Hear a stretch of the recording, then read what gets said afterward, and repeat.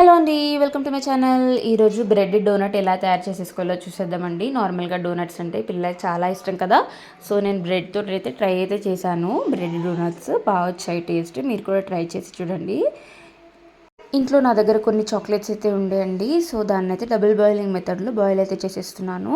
ఒక బౌల్లో వాటర్ అయితే తీసుకొని హీట్ చేసేసి చిన్న బౌల్లో చాక్లెట్స్ వేసేసి మెల్ట్ అయితే చేసుకున్నాను. తర్వాత బ్రెడ్ ప్లేట్లోకి తీసేసుకొని ఇలా సర్కిల్ షేప్లో కట్ చేసుకోవాలి. మన దగ్గర లిడ్స్ ఉంటాయి కదా, హనీ బాటిల్, పీనట్ బాటిల్ ఉంటుంది కదా, దాని లిడ్స్ ఉంటాయి కదా, దాని హెల్ప్తో సర్కిల్ షేప్లో అయితే కట్ చేసుకోవాలి. బాటిల్ క్యాప్స్తో ఇలా మధ్యలో చిన్న హోల్ అయితే పెట్టేసుకోవాలండి. డోనట్ షేప్ ఇచ్చేయాలి. ఇంకో బ్రెడ్ తీసేసుకొని సేమ్ ఇలాగైతే షేప్ ఇచ్చేసేయాలి దాన్ని కూడా.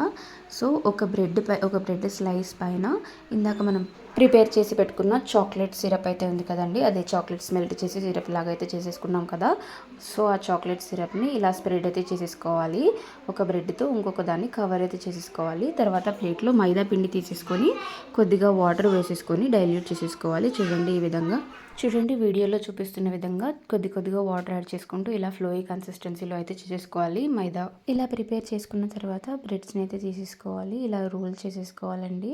ఇలా వీడియోలో చూపిస్తున్న విధంగా రోల్ చేసుకోవాలి. కంప్లీట్గా బ్రెడ్ మొత్తం రోల్ చేసేసుకోవాలి. దాంట్లో ఇక్కడ నేను ఇంకొక బ్రెడ్ అయితే తీసేసుకున్నానండి. దీంట్లో పీనట్ బటర్ ఫిల్లింగ్ అయితే పెట్టేసుకున్నాను. తర్వాత మైదా పిండితో కోటింగ్ అయితే చేసేసుకొని బాంటీలో ఆయిల్ వేడి చేసుకోవాలండి. డీప్ ఫ్రైకి సరిపడా ఆయిల్ వేసేసుకొని ఆయిల్ వేడికిన తర్వాత ప్రిపేర్ చేసుకున్న డోనట్స్ డీప్ ఫ్రై అయితే చేసేసుకొని పక్కన చేసుకోవాలండి. తర్వాత చాక్లెట్ స్ప్రెడ్తో గార్నిష్ చేసుకోవడమే. ఎంతో టేస్టీగా ఉండే బ్రెడ్ డోనట్స్ రెడీ అయిపోతుంది. పిల్లలు డోనట్స్ కావాలన్నప్పుడు ఇలా ఈజీగా ఇంట్లోనే ప్రిపేర్ చేసుకోవచ్చు. Thank you for watching. Subscribe to my channel.